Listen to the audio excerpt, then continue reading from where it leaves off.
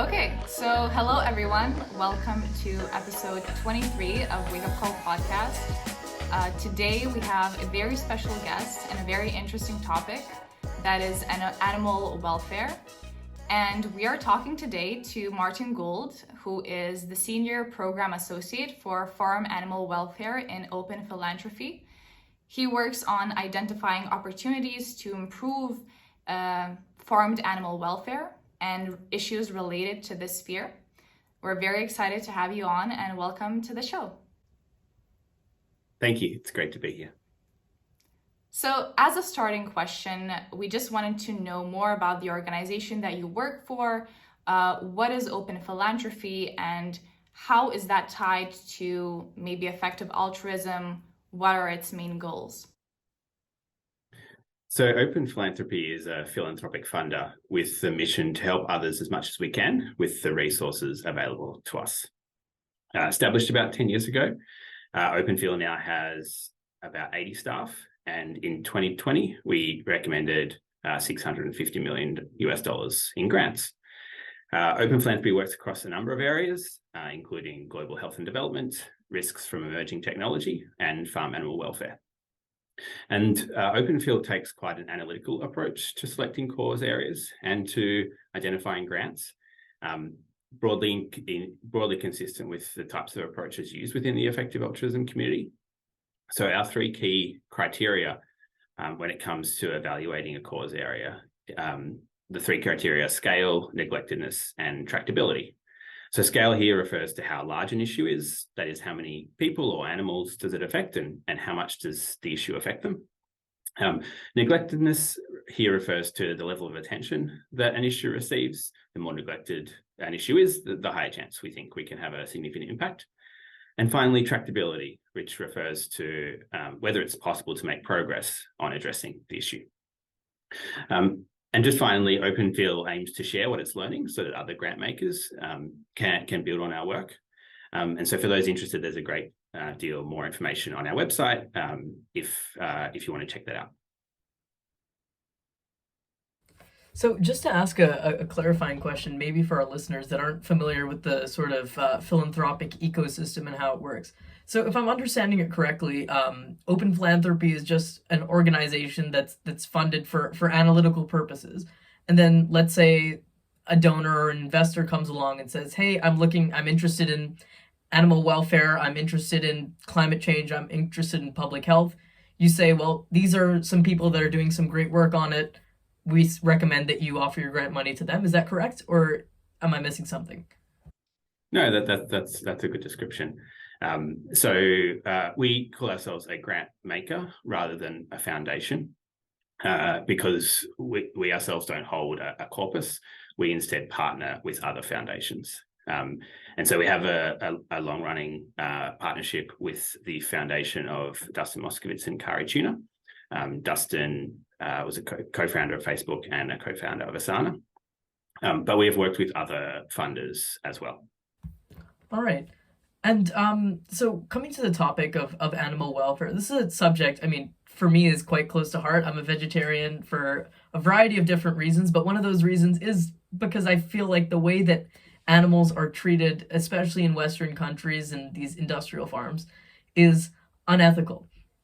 Whereas a lot of people make the argument that, animals, they're on a lesser level than human beings. Sure, it's sad kind of that they suffer, but in the end, I don't really care. So in your opinion, what is a persuasive case over why people should care about animal welfare, especially if there's a lot of human suffering also happening? Why should animal welfare become a priority for people? Yeah, so I guess I already think people do care about animal welfare. Many of us have relationships with our pets. We watch nature documentaries and visit wildlife sanctuaries, and perhaps too many of us watch cat videos online. And if any of these animals were to be abused or mistreated, we would care and we would be concerned. And you can see this reflected in the laws that many countries have to protect pets from abuse, that reflects the common view that animal welfare should be protected. And so the argument that the farm animal welfare movement is making is simply that the concern that we already show for animals that we come in contact with should be extended to those animals that are part of our food system. So just as we care for the welfare of pets and the welfare of wild animals that we come across, we should also care about the animals that we farm and that are part of our food system. This is very interesting, and I suppose that the animal welfare situation is very different in different continents regarding different regulations that governments around the world have sort of enacted on this sphere. But maybe you could tell us a bit more about sort of the starkest case studies when it comes to animal welfare. What are you mainly looking at in open philanthropy? What are some of the main issues we should be caring about? And also perhaps, how do they even come about? How does the industrial sort of farmed animal industry, when did it come about and how did it manifest over time? Yeah, I mean, there's a lot there to unpack. I guess it is interesting to consider how recent modern animal agriculture actually is. So factory farms, that is like the really intensive, often indoor farming of animals, really only took off in the US first in the 1920s and 30s, and then in Europe in the 50s and 60s, and then in other regions afterwards. And in some parts of the world at the moment, there's not too much intensive farming.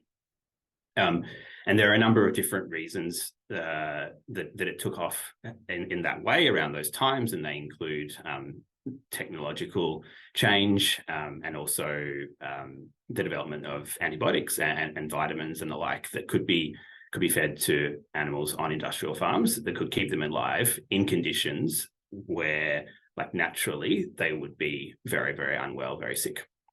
And so they still suffer significantly living in these conditions, but modern technology has allowed them these farms to keep them alive.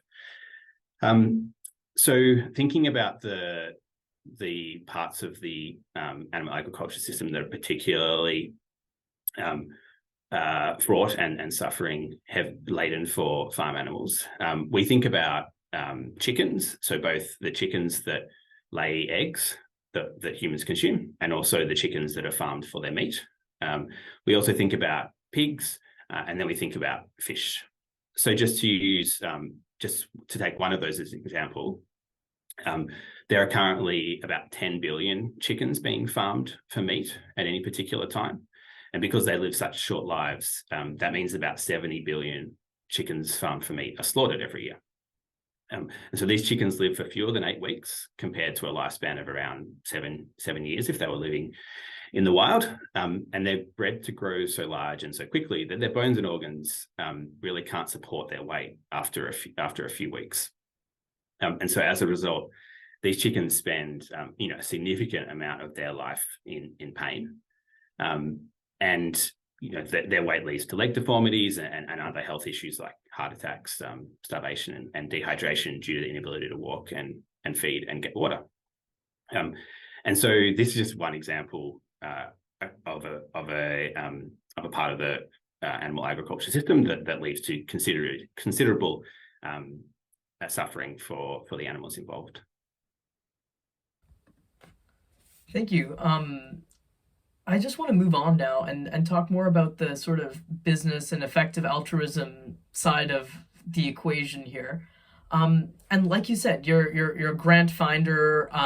Your organization doesn't call itself a foundation for that purpose. But I wanted to know, like, what the profile of what your donors look like. What is the profile of some of the foundations that you partner with, and how do you create these partnerships? I'd really like to hear more about the process in reaching your end goal of better rights for farmed animals. Yeah, so obviously the donors or funders are an integral part of the work that we do.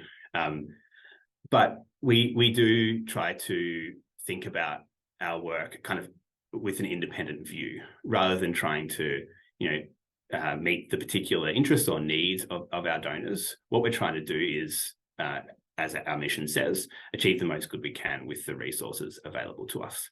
And so, it's, I think it's really promising and exciting that type of analytical and independent and cause-neutral approach is of interest to donors. The other key group of actors are the grantees, obviously. And so these are the organisations that we are able to recommend grants to that are doing this type of impactful work that we need in the farm animal welfare area, for example, working across tens of countries, working at different levels with corporations, working on policy change, working on alternative protein development, and generally just like building the movement for change for farm animals. And I would just like to add, as a person who has completed the Effective Altruism Fellowship, I think it also is a very bottom-up approach. It tries to educate people, young people, as me, political science students, who perhaps really, really want to change the world, but see that it's really hard to change the world, to maybe earn to give and to donate some of your earnings to these very efficient causes that can be helped. So you feel like you're actually making a change in the world. So it's also a very beautiful organization in that sense. But I do want to point out that a lot of people are sort of criticizing effective altruism and also such philanthropic organizations for because there's, I guess, an assumption that they don't focus on systemic change. So maybe you could address that. I think that open philanthropy does look into some structural issues and how to structurally change the system.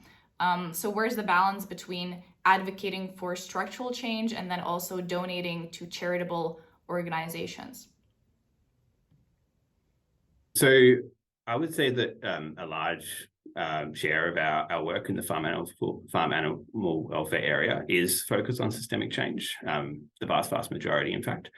And so you can think about systemic change through a number of lenses. So one is the more obvious, policy change.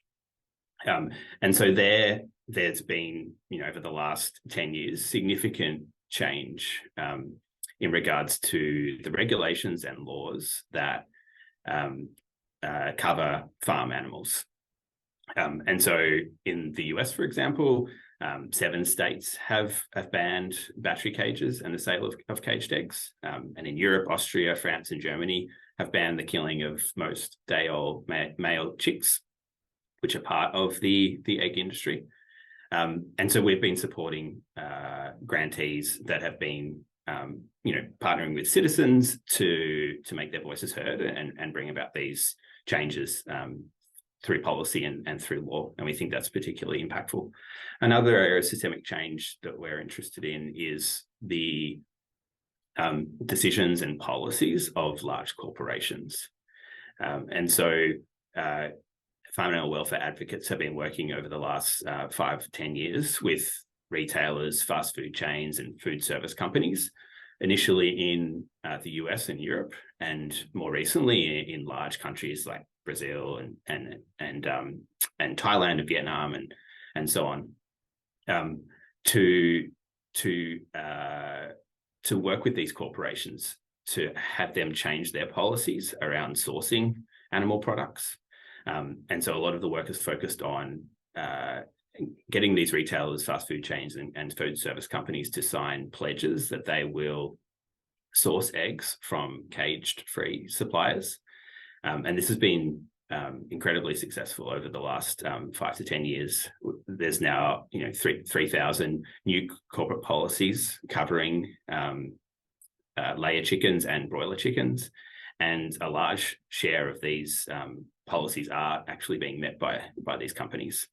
And so in Europe and the US, we have 165 million more hens that are cage-free than there were 5-10 years ago. And a large part of this is due to the work of advocates that are working with these corporations and also citizens and advocates that are working at the policy level. That's actually what I think is a really good answer to a lot of these critiques. Obviously, both Milda and I are fans of effective altruism, and we get annoyed whenever people say that, oh, you guys don't care about systems level changes, you guys are just doing your little thing to make you feel better or whatever, but you're not actually changing the world. But like you mentioned right there, these aren't mutually exclusive buckets, and I'm really glad that you were able to share exactly what happens inside effective altruist organizations to ensure that that happens. So I want to move on to talking about the sort of sustainability and climate movement aspect of animal welfare. So a lot of what you were speaking about was improving the conditions of farm animals, which I think that a lot of people can agree is a fairly noble cause. But climate advocates would go beyond saying, look, we need to improve the conditions of farm animals. We need to completely get rid of meat and animal products from our diet simply because it's a major contributor to climate change. It takes up far too much land and resources that we could better distribute to human beings. Actually, just in our 2 episodes ago, I guess, in episode 21, we were speaking with someone from the Alternative Protein Project, and he was discussing how essentially his end goal as a researcher is to make meat products out of things that aren't meat, that wouldn't require traditional farming and things like that. So I know that Open Philanthropy is actually one of the major donors to Impossible Foods. That was one of the major contributions that they made. And Impossible Foods is sort of doing something similar to the Alternative Proteins Project. So I want to know how the animal welfare movement and the broader climate movement, sustainability movement, vegan movement, whatever you want to call these aligned movements, where do they see eye to eye, and where are some of your points of disagreement with them? So how do you interact with them, really? Yeah, I think there are really important, meaningful areas of agreement and collaboration between those that are concerned about animal welfare and those that are concerned about climate impacts and environmental impacts of animal agriculture. And so you referred to one there around alternative protein, and that is an area that we are at Openfield are interested in, and are thinking through how it could have an impact for animals. So we support a number of not-for-profits that work with governments, corporations, and others to advocate for and build the field around the alternative protein industry. And there's been some exciting progress there in recent times as well. So I think as a vegan of 15 or so years, I've really enjoyed the improvement in products over the last couple of years. So I'm particularly partial to a Beyond Meat burger, and I'm really excited to see continued rollout of that and other improvements in the quality of alternative meats. You were vegan before it was cool. And then there's been some real progress with governments as well. So governments are finally investing the kind of long-term patient capital that we need to solve the major technical barriers to improving and scaling alternative proteins and cultured meats. And I know that the Netherlands, for example, has recently allocated a record 60 million euro to support research and development and other components related to alternative proteins. There's obviously not complete agreement between the two positions, however. And so I think one area where climate advocates and animal welfare advocates may differ is around the types of animal products that they would encourage people to first cut from their diet. And so the climate impacts of beef are considerably greater than the climate impacts of any other types of meat. Whereas the animal welfare impacts of chicken and fish are significantly greater than the animal welfare impacts of other types of animal products. And so I think despite that, I still think there are many opportunities for the two movements to collaborate, and I'd be excited to see more of that. You were talking about the situation with chickens, but it would also be extremely interesting to hear more about the situation with pigs and fishes and exactly how does it manifest and how does it look today? So to produce pigs for meat, the industrial animal agriculture industry needs to repeatedly impregnate female pigs. And while they're pregnant, these female pigs are kept in what are called gestation crates for their entire 4 months pregnancy. And these crates are coffin-sized cages, roughly the size of the pig's body, and so prevents any kind of natural behavior, including even really basically just turning around, let alone walking or nesting or seeing sunlight. And then before giving birth, the mother pig is transferred to a different crate, and then only given a few weeks in that crate with her piglets before those piglets are taken away, and she's artificially inseminated, and the process starts again. So this is a practice that is outlawed in a small number of countries, but unfortunately is incredibly widespread otherwise. And it's an area where I think most people, or if not every person, would agree is not an appropriate way to treat another living creature. When it comes to fish, there's a level of complexity to the situation. So firstly, fish isn't a species. Instead, it's like a group of species. And we as a civilization farm hundreds, if not thousands, of species of fish, each of which has its own characteristics. And this is distinct to, for example, the chicken industry, where we're only really speaking about one species and even just a couple of breeds of that species. The second area of complexity when it comes to fish is that there are a variety of methods used in fish farming. So for example, some fish are farmed in on-land tanks, while others are farmed in enclosed sections or, in effect, nets in the open ocean. Despite these complexities, like the scale of fish farming is truly enormous, like billions and billions of fish are farmed every year. And there are some really clear common welfare issues across the entire aquaculture industry. So in fish farms, large numbers of fish are confined in quite small areas. So for example, salmon can be about 75 centimeters long, but they're given the space equivalent of just a bathtub of water. And so this leads to, so the overcrowding leads to disease and suffering, with stress, aggression, and physical injuries. And it can also lead to poor water quality, so that the fish have less oxygen to breathe than they need.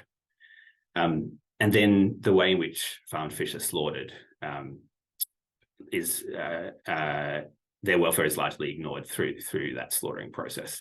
So many fish are simply removed from the tanks and left to suffocate in the air, and others are slaughtered with a knife while they're still alive. And so the scale of the fish farming industry and the welfare issues involved mean this is an area that we think there's a significant room for industry improvement, significant room for regulatory improvement, and we're excited to be funding grants related to that as well. Yeah, that's very interesting, and thank you for elaborating on that. So, for yourself personally, it's clear from hearing you speak on these subjects that you're someone that's incredibly passionate about the cause that you're working for, and that's really great to hear. And I would just like to know a little bit more about your journey and how you ended up at Open Phil working in this job that you're clearly so passionate about.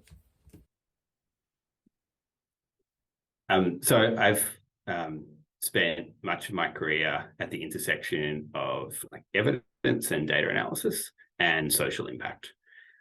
So I've worked in international development. I've lived and worked in Vietnam and Malawi and Zambia, generating evidence for decision-making to improve programs and policies related to reducing poverty and improving livelihoods internationally. I've also worked in government and in consulting. So I've been involved in the effective altruism, or adjacent to the effective altruism, for a community for many years. And I've had an interest in philosophy and found the arguments for being concerned about the welfare of people living in poverty internationally, and also being concerned about the welfare of the animals that we farm. Found those arguments particularly compelling, and so I've been involved in those movements in a variety of different ways over time. And then last year, this opportunity came up at Open Philanthropy, and it seemed to be a great fit for me and something I was really excited to be involved in. And the opportunity hasn't disappointed at all. And while we're speaking about jobs at Open Philanthropy, I'll just mention that we have a number of open positions on our website at the moment. So we'll be really excited for people to check that out. That's a great plug, actually. A lot of what we were talking about before on episode 21 is unpaid internships and how a lot of students can't afford to do those. It's glad to hear that there are some paid positions, especially in this labor market. Yeah, definitely very exciting stuff. I'll maybe check those out myself in the future. So one more niche topic we wanted to touch upon, and I don't know if this is exactly your expertise, but this is something quite kind of popular right now in effective altruism, is wild animal suffering. Could you maybe tell us what it is exactly, and what are the issues regarding wild animal suffering, and how can we help them? So the motivating thought behind considering wild animal suffering is that the number of animals in the wild is significant, many more times the number of animals in any other setting currently. And it's possible that many of those animals are experiencing, suffering at different times throughout their lives.